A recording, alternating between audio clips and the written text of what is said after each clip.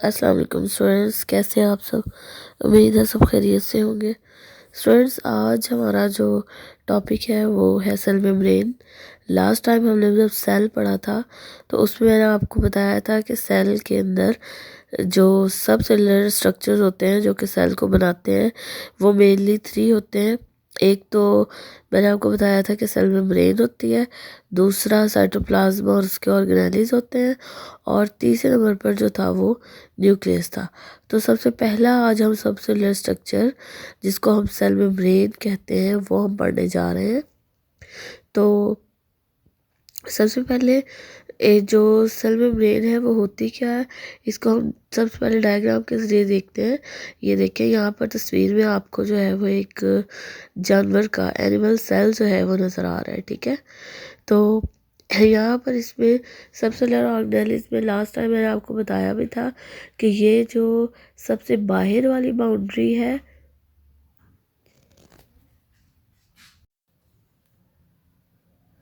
ये जो बाहर वाली तय आपको नज़र आ रही है, ठीक है, जो कि पूरे सेल को कवर किए हुए है, ये डार्क ग्रीन लाइन सी जो नज़र आ रही है, ये क्या है जी, ये है सेल मेम्ब्रेन।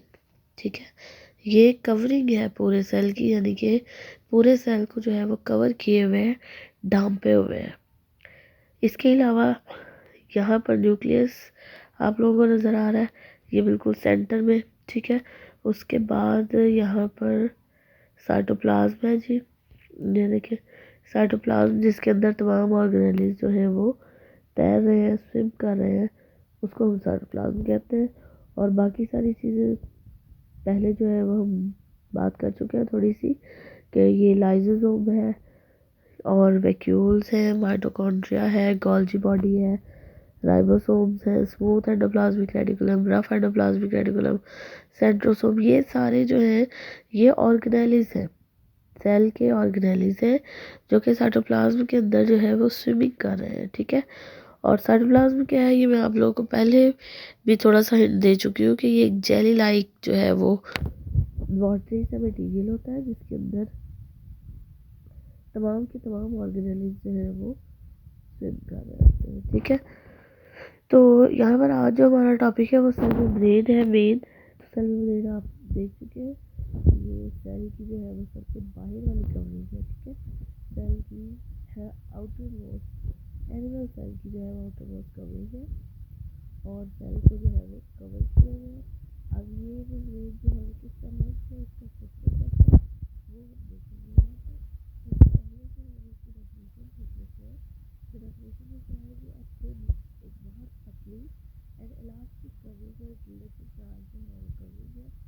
इसकी जगह कि around the cytoplasm of all eukaryotic and prokaryotic cell, तमाम के तमाम जो यूकैरियोटिक चाहे वो सेल हो या प्रोकैरियोटिक। अब यहाँ पर एक क्वेश्चन ये होगा कि यूकैरियोटिक सेल कौन से होते हैं और प्रोकैरियोटिक सेल कौन से होते हैं। तो यूकैरियोटिक सेल, ये मैंने ब्रैकेट में लिख दिया है कि यूकैरियोटिक सेल वो होते हैं जिनके अंदर जो उनका न्यूक्लियस होता है वो बिल्कुल क्लियर न्यूक्लियस हमें नज़र आ जाता है। ठीक है, और प्रोकैरियोटिक वो होते हैं जिनके अंदर न्यूक्लियस तो नहीं होता, क्लियर न्यूक्लियस नहीं होता, हमें सिर्फ हमें इस तरह से लग रहा होता है कि इस जगह पर न्यूक्लियस है, लेकिन बेसिकली वहाँ पर न्यूक्लियस मौजूद नहीं होता, सिर्फ वो एक गहरा सा जो है वो डॉट सा जो है वो हमें थोड़ा सा दिखाई देता है। ठीक है, तो डिफरेंस जो है वो यूकैरियोटिक और प्रोकैरियोटिक सेल में यही है कि जिनका न्यूक्लियस हमें बिल्कुल क्लियरली नज़र आ जाए वो यूकैरियोटिक होते हैं, और जिनका हमें क्लियरली नज़र ना आए, जस्ट हमें थोड़ा सा फील हो कि यहाँ पर न्यूक्लियस है लेकिन एक्चुअली वहाँ पर होता नहीं है, तो उसको जो है वो हम कह देते हैं कि ये प्रोकैरियोटिक सेल है। अच्छा जी, चाहे वो यूकैरियोटिक हो चाहे वो प्रोकैरियोटिक हो, दोनों की गिर जो है ये एक बिल्कुल पतली और लचकदार सी मेम्ब्रेन होती है जिसको हम कह सकते हैं सेल मेम्ब्रेन। जैसे ये डायग्राम में दिखा दी, अब इसका स्ट्रक्चर कैसा होता है कि वैसे तो दिखने में हमें जो है वो बिल्कुल एक पतली सी लाइन नज़र आ रही है, लेकिन जब साइंटिस्ट ने या बायोलॉजिस्ट ने इसको इलेक्ट्रॉन माइक्रोस्कोप के लिए देखा, इसका केमिकल एनालिसिस किया, तो उन्हें ये पता चला कि it is mainly composed of proteins and lipids। दो चीज़ों से मिलकर बनी होती है, और वो दो चीज़ें कौन सी हैं? एक तो प्रोटीन है और दूसरी जो है वो लिपिड्स है। ये दो मेन चीज़ें हैं जो कि सेल मेम्ब्रेन को बनाती हैं। This analysis put the base of fluid mosaic model. इसी एनालिसिस की बुनियाद पर जो है वो एक मॉडल बनाया गया था सेल मेम्ब्रेन का, जिसको क्या कहा जी? जिसको कह दिया कि ये फ्लूइड मोज़ेक मॉडल है। सबसे पहले ये सेल मेम्ब्रेन का स्ट्रक्चर देखें, थोड़ा सा क्लोज कर लेते हैं। यहाँ पर ये जो ब्लू लेयर्स हैं नीचे और ऊपर, ठीक है, ये हमारे पास क्या है जी? ये लिपिड्स हैं। लिपिड्स को हम आम ज़ुबान में चिकनाइयाँ भी कह सकते हैं, फैट्स हैं, ठीक है। ये लिपिड्स हैं और लिपिड्स के दरमियान में जो है ये प्रोटीन्स है। ये देखिए जी, इंटीग्रल प्रोटीन है, कुछ चैनल प्रोटीन्स हैं, यहाँ पर कुछ अल्फा हेलिक्स प्रोटीन्स हैं, ठीक है, कुछ पेरिफेरल प्रोटीन्स हैं। ऊपर देखें तो यहाँ पर हमें ये ग्लोबुलर प्रोटीन्स नज़र आ रही हैं, ठीक है। ये ग्लाइकोप्रोटीन है। ये सारी जो है वो प्रोटीन्स यहाँ पर जो है वो मौजूद है। तो उसने क्या कहा कि फ्लूइड मोज़ेक मॉडल के मुताबिक सेल मेम्ब्रेन जो है वो मेनली दो चीज़ों से मिलकर बनी हुई होती है। एक तो लिपिड्स है और दूसरा जो है वो प्रोटीन्स। अब क्योंकि नाम है, आप इस मॉडल का देखें, नाम है जी फ्लूइड मोज़ेक मॉडल। इसका मतलब ये है कि फ्लूइड, तो आपको पता है कि हम किसी सियाल माया को जो है वो फ्लूइड कह सकते हैं, और मोज़ेक का मतलब जो है वो होता है बिखरा हुआ, यानी कि एक फ्लूइड के अंदर कोई चीज़ बिखरी हुई है। अब वो कुछ चीज़ कौन सी है, वो आपने यहाँ पर डायग्राम में देख ली है कि काफ़ी तादाद में जो है वो प्रोटीन्स हैं जो कि बेतरतीब अंदाज में जो है वो बिखरी पड़ी हैं लिपिड्स के अंदर। ये देखिए, अभी ये पेरिफेरल प्रोटीन है, ये भी अल्फा हेलिक्स प्रोटीन है, चैनल प्रोटीन्स है, इंटीग्रल प्रोटीन्स है, ग्लोबुलर प्रोटीन्स है। ये सारी प्रोटीन्स की टाइप्स है, उसकी डिफरेंट किस्में हैं जो कि लिपिड की बाइलेयर यानी कि दो तहों के अंदर जो है वो फैली हुई है। डेफिनेशन देख लेते हैं फ्लूइड मोज़ेक मॉडल की। According to this model cell membrane is a lipid bilayer. Bi का मतलब जो है वो दो होता है, लेयर तहों को कहते हैं। लिपिड बाइलेयर मतलब लिपिड की दो तहों पर जो है वो मुश्तमिल होती है। In which protein molecules are embedded, जिसके अंदर प्रोटीन के मॉलिक्यूल्स जो है वो पड़े हुए होते हैं, धंसे हुए होते हैं, ठीक है। Lipid bilayer give fluidity and elasticity to the cell. अब ये जो लिपिड की डबल लेयर है, बाई लेयर है, इसका काम क्या है? ये एक तो सेल को फ्लूइडिटी और इलास्टिसिटी यानी कि लचक देती है और साथ में फ्लूइडिटी देती है। यानी कि इसका मतलब ये है कि जो हमारा सेल है वो बिल्कुल हार्ड नहीं है, ठीक है। देखिए ना, आप अक्सर गौर करते हैं कि हमारी जो स्किन है वो सॉफ्ट होती है, हम उसको प्रेस कर सकते हैं। इट मीन्स कि हमारी जो स्किन के सेल्स हैं वो क्या हैं जी? वो सॉफ्ट हैं, इलास्टिक सेल्स हैं। क्यों? अब वो इलास्टिक किस वजह से है? अब जाहिर सी बात है, हमने पढ़ लिया कि लिपिड बाइलेयर की वजह से जो लिपिड्स होते हैं वो सॉलिड नहीं होते, ठीक है, वो लिक्विड फॉर्म में होते हैं, और उसी लिक्विड फॉर्म में होने की वजह से ही जो हमारा सेल होता है वो इलास्टिक होता है, लचकदार होता है। हम उसको थोड़ा बहुत प्रेस जो है वो कर सकते हैं, ठीक है। इसके अलावा और कौन कौन सी चीज़ होती है जी? Small amount of carbohydrates is also present in cell membrane. थोड़ी सी मिकदार में कार्बोहाइड्रेट्स भी मौजूद होते हैं। They are joint with proteins, या तो कह रहे हैं ये प्रोटीन के साथ जुड़े हुए होते हैं या फिर लिपिड्स के साथ। मेनली तो दो ही चीज़ें हैं, एक प्रोटीन और दूसरा लिपिड। तो कार्बोहाइड्रेट थोड़ी सी मिकदार में है, तो या तो वो कह रहे हैं लिपिड्स के साथ जुड़े हुए होंगे या फिर प्रोटीन्स के साथ जुड़े हुए होंगे। अगर वो प्रोटीन के साथ अटैच है तो हम उसको कह देते हैं ग्लाइकोप्रोटीन, ठीक है। ग्लाइको का जो वर्ड है वो मेनली ग्लूकोज के लिए यानी कि कार्बोहाइड्रेट्स के लिए जो है वो इस्तेमाल होता है। ग्लाइकोप्रोटीन्स मतलब ग्लूकोज और प्रोटीन, और अगर लिपिड्स के साथ अटैच होगा तो फिर हम उसको कह देंगे ग्लाइकोलिपिड्स। Second point है जी, in eukaryotic cells cholesterol is also present in lipid bilayer। Eukaryotic cell में थोड़ी सी मिकदार में जो है वो कोलेस्ट्रॉल भी मौजूद होता है। अब हम इसको देख लेते हैं। देखें जी, यहाँ पर आपको ये ग्लोबुलर प्रोटीन और उसके साथ ये ऊपर लाइट ग्रीन कलर में जो है वो अटैच हुए हुए नज़र आ रहे हैं, जिसको हम क्या कह देते हैं, ये कार्बोहाइड्रेट्स हैं, ठीक है। तो इस वजह से इसको हम क्या कह देते हैं, ये ग्लाइकोप्रोटीन है, ठीक है, क्योंकि ग्लूकोज या कार्बोहाइड्रेट्स जो हैं वो प्रोटीन के साथ अटैच हैं, तो हम इसको कह देंगे ये क्या है, ये ग्लाइकोप्रोटीन है। इसके अलावा यहाँ पर देखें, ये क्योंकि जो कार्बोहाइड्रेट्स हैं या ग्लूकोज है वो लिपिड्स के साथ अटैच है, तो इसको हम कह देंगे ये क्या है, ये ग्लाइकोलिपिड है, ठीक है।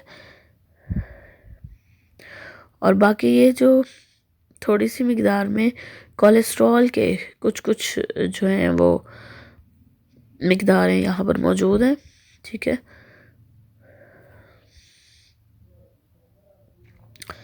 यहाँ तक क्लियर हो गया। नेक्स्ट आ जाता है जी, अब हम इसके फंक्शंस के बारे में बात कर लेते हैं।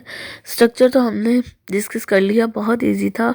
मेनली उसमें यही दो बातें आपने बतानी है कि जो सेल मेम्ब्रेन है वो लिपिड्स की एक तो मेनली बनी हुई होती है और दूसरी प्रोटीन की। इसके अलावा कुछ अमाउंट में उसके साथ अंदर जो है वो कार्बोहाइड्रेट भी मौजूद होते हैं। अगर वो प्रोटीन के साथ जुड़े हुए हैं तो हम उसको ग्लाइकोप्रोटीन कह देंगे, अगर वो लिपिड्स के साथ जुड़े हुए हैं तो फिर हम उसको ग्लाइकोलिपिड कह देंगे, ठीक है। अब उसके बाद जो है वो सेल मेम्ब्रेन के फंक्शन आ जाते हैं कि मेन काम क्या करती है जी। सेल के बाहर मतलब कवरिंग है सेल की, तो अब इसके मेन काम क्या है जी। सबसे पहला और मोस्ट इम्पॉर्टेंट फंक्शन इसका ये है जी कि it acts as a semi permeable barrier. जिस सेमी परमिएबल बैरियर के तौर पर भी जो है वो काम करती है। अब आप सोचेंगे कि सेमी परमिएबल बैरियर क्या है, तो सेमी का मतलब होता है कुछ या आधा, ठीक है। परमिएबल का जो वर्ड है ये परमिशन से निकला हुआ है, ठीक है। परमिशन जैसे कि इजाज़त देने को हम कहते हैं ना, तो यहाँ पे परमिएबल का मतलब है कि ये इजाज़त देने के काबिल है। किसको? कुछ चीज़ों को। सेमी परमिएबल यानी कि कुछ चीज़ों को ये इजाज़त देती है कि वो सेल के अंदर आ जाएं और कुछ चीज़ों को ये रोक लेती है। अब ऐसा ये क्यों करती है? इस वजह से कि जो चीज़ें सेल के लिए फ़ायदेमंद होंगी, जो सेल को चाहिए होंगी, उनको ये क्या करेगी, उनको ये अंदर आने देगी। और जो चीज़ें सेल के काम की नहीं हैं, जो सेल के बाहर आ गई हैं, तो ये क्या करेगी, उनको बाहर ही रोक देगी। उनको किसी सूरत भी अंदर आने नहीं देगी, क्योंकि वो वेस्ट थिंग्स होंगी, वो सेल के काम की नहीं होंगी या इस शक्ल में नहीं होंगी कि सेल उनको जो है वो यूज़ कर सके। तो ये उन चीज़ों को जो है वो सेल के अंदर नहीं आने। बैरियर जो है वो हम एक्चुअली किसी रुकावट को कहते हैं, ठीक है। तो ये सब चीज़ों को नहीं अंदर आने देती, कुछ को अंदर आने देती है, कुछ को जो है वो बाहर रोक लेती है। पहला इसका मेन फंक्शन यही था। और उसके अलावा क्योंकि ये सेल को ढांप रही है, तो ये क्या कर रही है जी, मेंटेन कर रही है shape of the cell. Cell की शेप को जो है वो मेंटेन करती है। इसके अलावा तीसरे नंबर पे ये क्या करती है, it senses the chemical messages. जो भी केमिकल मैसेज आते हैं बाहर से किसी दूसरे सेल से एक सेल को, तो उनको क्या करती है, उनको सेंस करती है, महसूस करती है और कैन आइडेंटिफाई अदर सेल्स, और दूसरे सेल्स को जो है वो पहचानने का काम भी करती है, ठीक है। इसके अलावा it maintains the internal composition of the cell. ये बात ये है कि ये सेल की जो अंदरूनी बनावट है चीज़ों की, उसको मेंटेन करती है। कैसे करती है, वो पहले नंबर पर मैंने आपको बता दिया कि हर चीज़ को सेल के अंदर नहीं आने देती, सिर्फ उस चीज़ को आने देगी जिसकी सेल को जो है वो ज़रूरत है। तो इस तरह से ना तो ये सेल के अंदर से कोई चीज़ जो कि सेल के काम की है उसको बाहर जाने देगी, ना फालतू चीज़ को अंदर आने देगी। तो ये इंटरनल अंदरूनी माहौल को जो है वो क्या करती है, मेंटेन करती है, ठीक है। ये इसके फंक्शन हो गए।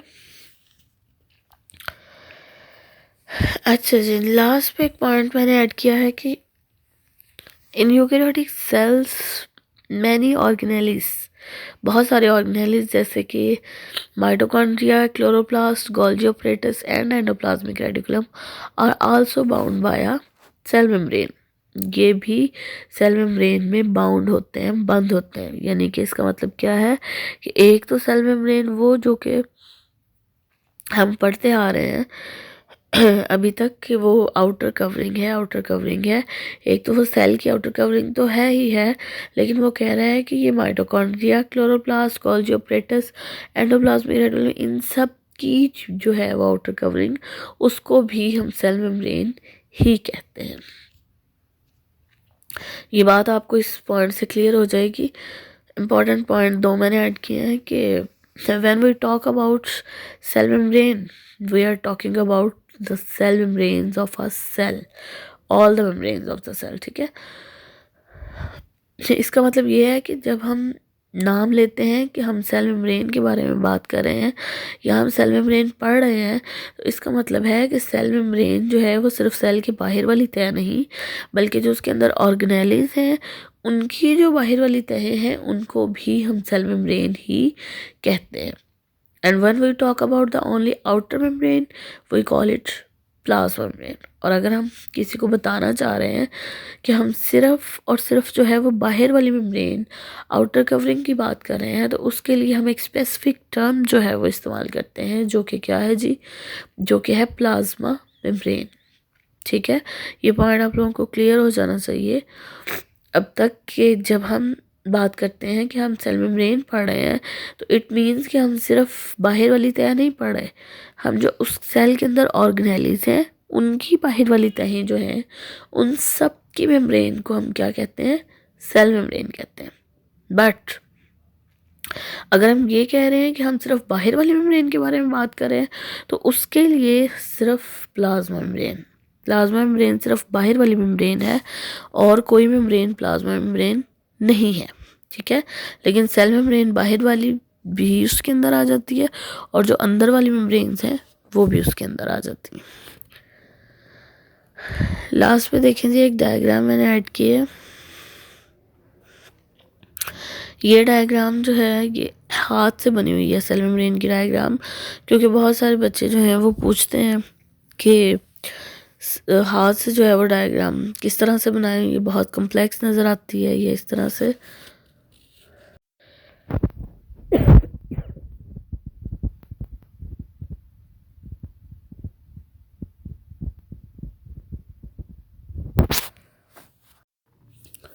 तो ये डायग्राम जो है वो हाथ से बनी हुई है। इसको बनाने का इजी मेथड यही है कि आप 2 तहें बनाएं, एक लिपिड की नीचे तह बनाएं, एक ऊपर तह बनाएं, और दरमियान में जो है वो बड़ी बड़ी सी प्रोटीन्स जो हैं वो अटैच कर दें। कुछ जो है वो ऊपर ग्लोबुलर प्रोटीन बना दें। थोड़ा सा यहाँ पर ये देखें कोलेस्ट्रॉल बनाने का तरीका, यहाँ पर प्रोटीन के साथ थोड़ी सी एक चेन बना दें और उसको ग्लाइकोप्रोटीन का नाम दे दें, एक चेन लिपिड के साथ बनाएं और उसको ग्लाइकोलिपिड का नाम दे दें। ठीक है जी, उम्मीद है आज का टॉपिक आप सबको समझ आ गया होगा। अगर आप लोगों का कोई क्वेश्चन है तो ज़रूर पूछें। ठीक है, जहाँ रहें खुश रहें, पढ़ते रहें, और अगर आपको समझ आ जाए तो दूसरों को भी पढ़ाते रहें। ठीक है जी, अल्लाह हाफिज़।